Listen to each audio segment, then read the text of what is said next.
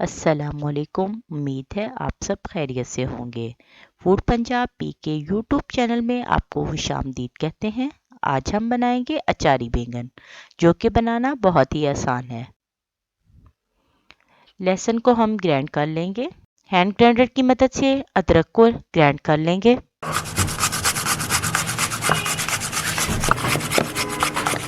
अदरक हमने ग्राइंड कर लिया है।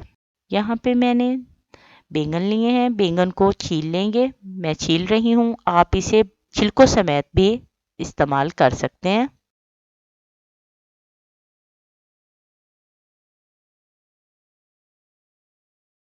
बैंगनों को छोटे छोटे टुकड़ों की शक्ल में काट लेंगे।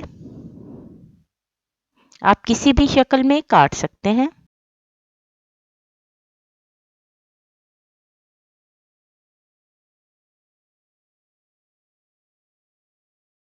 पैन में ऑयल डालेंगे। प्याज डालकर फ्राई कर लेंगे। प्याज को हमने हल्का फ्राई करना है, ब्राउन कलर नहीं देना। प्याज हमारे फ्राई हो चुके हैं। लहसुन डालेंगे और हल्का सा फ्राई कर लेंगे ताकि इसका कच्चापन ख़त्म हो जाए। लहसुन हमारा फ्राई हो चुका है। अब अदरक का पेस्ट शामिल करेंगे और इसे भी हल्का सा फ्राई कर लेंगे।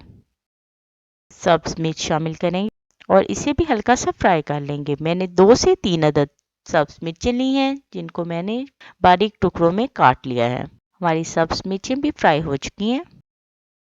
अब इसमें टमाटर शामिल करेंगे और इनको फ्राई कर लेंगे। अब इसमें शामिल करेंगे सफ़ेद ज़ीरा।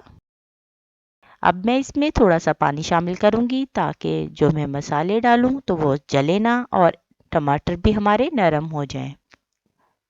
इसमें मैं हल्दी शामिल करूंगी, खुश्क धनिया शामिल करेंगे, नमक शामिल करेंगे, सुरख मिर्च शामिल करेंगे और तमाम मसालों को भून लेंगे।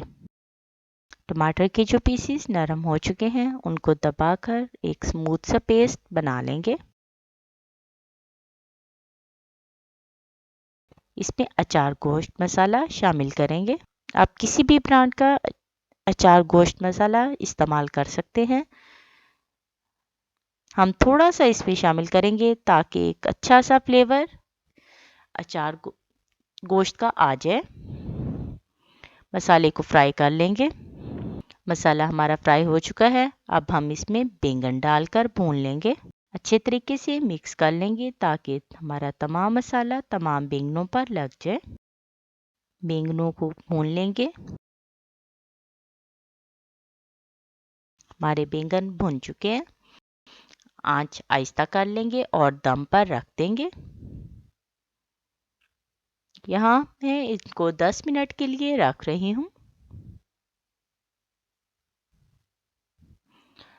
दम पर रखे हुए 10 मिनट हो चुके हैं। ये देखें बैंगन बिल्कुल गल चुके हैं और बहुत ही टेस्टी तैयार हुए हैं। उम्मीद है आपको हमारी ये रेसिपी पसंद आएगी और आप इसे ज़रूर ट्राई कीजिएगा। अगर हमारी ये रेसिपी आपको पसंद आए तो अपनी आराह का इजहार कमेंट सेक्शन में ज़रूर कीजिएगा। अल्लाह ताला आप सबको अपने हिफ्ज़-ओ-अमान में रखे।